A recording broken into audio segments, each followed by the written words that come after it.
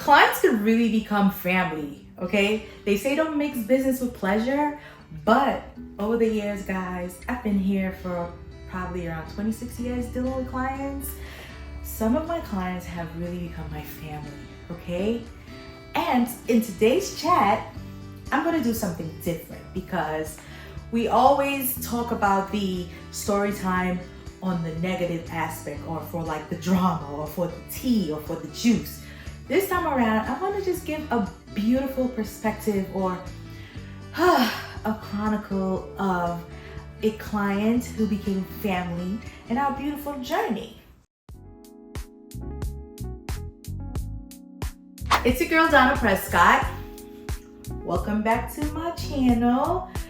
If you've never heard or seen me before, I'm the CEO and founder of Donna.Prescott Beauty. We're based in the Crown Heights area of Brooklyn, New York. We have a store front where we offer luxury hair services. We also offer Indian hair extensions and luxury wigs, okay? So we do have an online store where you can check out the products that we sell, our prices, and our service menu. Anyway, I just wanted to say thank you to all the people who continue to come in and watch our stories week after week. You guys know I love you. You know the OG Donna.Prescott Beauties. And welcome to the newbies. And I just want to say I'm grateful to have you. So let's get into this story. So early on in my wig expansion into my business journey, that was a lot, right? So obviously I'm a cosmetologist in New York City, and I started off doing hair behind the chair. And as I grew my business, I started retailing hair extensions and wigs.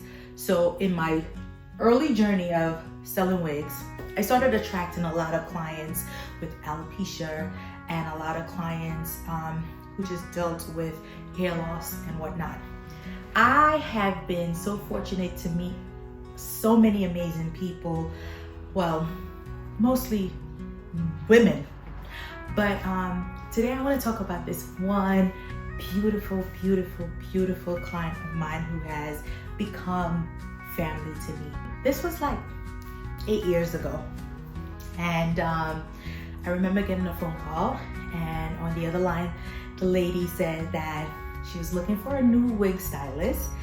She needed someone who was able to cater to alopecia. She needed someone who is good with hair care, and just someone who's very versed in the whole aspect of her personal hair and, you know, wig care. We had a great conversation. You know, she told me about what was happening with her. She told me how nervous she was about, you know, even coming into the salon atmosphere. She told me of, you know, her past experiences and whatnot. She made one request, that it was going to be in a private setting. So I did tell her that my salon was an open space and whatnot, but I was able to cater to her in a private setting. Listen, as soon as we scheduled the appointment, I got into the, oh, I need to get this room divider because guess what? This client needs some privacy, okay? I've always been the stylist that learned how to accommodate my clients' requests, and I always go over and beyond to make sure that like all my clients are feeling special, feeling like VIPs, feeling like celebrities when they come in with me. So day of the consultation, she comes in, we meet each other. I mean, she was very warm, and you know, I listened to all her concerns, and I could tell that she was very nervous about me seeing her hair, and she was just overall just, you know, wanted to make sure that she was in good hands. Of course, I did my utmost best to make her feel comfortable. We did the consultation in private. She showed me her hair. She told me like her needs.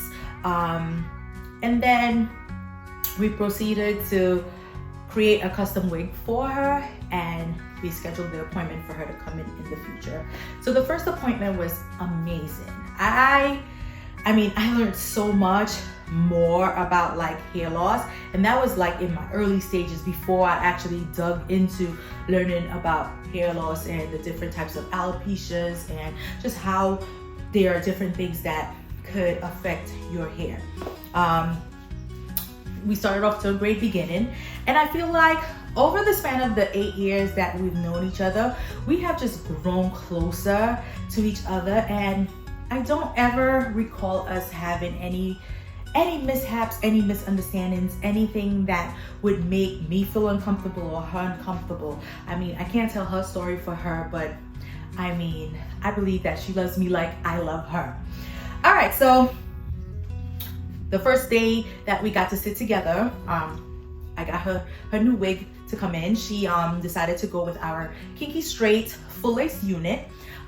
She pretty much has gotten like, wow, like maybe over a span of 10 years, she's probably bought like 8 wigs from me.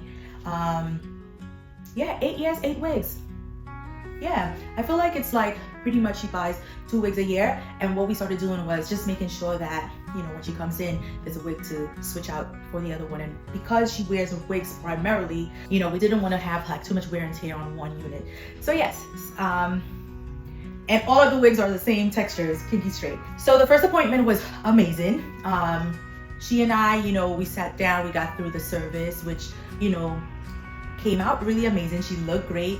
And she gave me so many compliments about the hair. You know, she said that the hair felt natural, looked natural. She was very satisfied with the service. She was very satisfied with, you know, just the whole environment and how the whole service came together. So that became a routine for a span of 8 years, okay?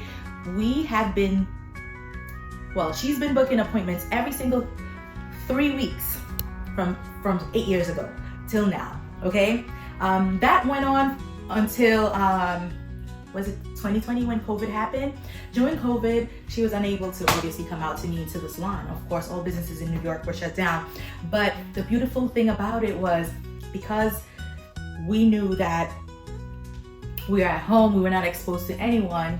I think maybe 2 months into COVID, I decided to start giving her home visits. I did that for 2 reasons. First reason was, I knew what she was used to with having her hair done every single 3 weeks, and she was one of the clients who did nothing with her hair. She was able to, you know, do her own hair, and I just kind of felt like it would have been a lot for her to actually try to do it on her own, and also for her to be at home and not having her hair look good. You know, imagine going through severe hair loss, and you know, on top of that, you have to figure out how to do your own hair, you know. So I was like, all right, I'm gonna step into, like, you know, if she's okay with me coming out to her, then I'd be open to that. So we would wear our mask, and you know, I would go into her home every 3 weeks, and I would do her hair and provide an in-home service. The second reason why I decided to also do that was because during COVID, her husband passed, and she became a widow, and she lived alone, and I knew that she really didn't have like a big circle at that time, and me going into her home would have really greatly helped with, like, you know, keeping her company and helping with, you know, her spirits and just keeping her distracted for a minute. If I could just, you know, spend some time, you know, hair is therapy, y'all. So we did that. So fast forward till now, she has never gotten back to come into the salon. She is so spoiled. Oh my God. So every 3 weeks, I still do a home visit to her, because again, our relationship has grown. She's like my second mom now. It's like, I'm like mom too, you know? And she calls me daughter. And I just feel like, you know, when you have family that you love, you want to make them feel very comfortable and very happy. So it's like, I try to make it as convenient as possible for her. I know that she no longer has her husband, who used to drive her to every appointment and sit outside my salon and wait for her. And it's like, if I could just take the weight away from her doing, like, having to like get a cab maybe or Uber or something to my salon, I just decided that, hey, I'm just gonna go do a home visits. Have I thought about not doing it? Maybe, but then again, as soon as the thought comes like, okay, I think I'm going to have to transition back into her taking maybe a cab to my salon, I'm like, no, I can't do that. Like, I am deeply invested in this lady. And I know I haven't said her name, and I'm not going to share her name, but if she ever sees this, I want her to know that I'm so grateful for our relationship. I am so grateful for the bond that we've created. She has taught me so much. And, you know, being a friend, you know, she listens to me sometimes when I have things that I want to, you know, share and express. and she has always been a great sounding board for me. So I just want her to know that I love her and I appreciate her, and she has definitely been a client that has became family. So in that case, I feel like I do have a few more stories around that, and we can always get into that. But I hope that you guys see that, yeah, sometimes in some situations, there are great outcomes. I hope you guys did enjoy this story that I gave you about my client and I journey and how we built that great relationship from client to family. And I said all of this to say that I do value every client and customer that walks through my door, okay? This is what the Donna.Prescott Beauty family looks like. It looks like, you know, a support system, a place where you could come in and, you know, get that hair therapy, okay? And we could laugh, we could cry, and we could grow your hair and have amazing, beautiful outcomes and results. Listen, I look forward to many more beautiful relationships like this. And with that, I hope you guys would check out Donna.Prescott Beauty, their social media, or you guys could come into our salon. You could book a consultation with me. You can look at the services that I offer to see if I'm able to cater to you. And I look forward to servicing so many more of you. So thank you for joining me on this week's chat. And if you haven't become a subscriber as yet, smash that button, y'all. And don't forget to like and subscribe and share. See you next week. Bye.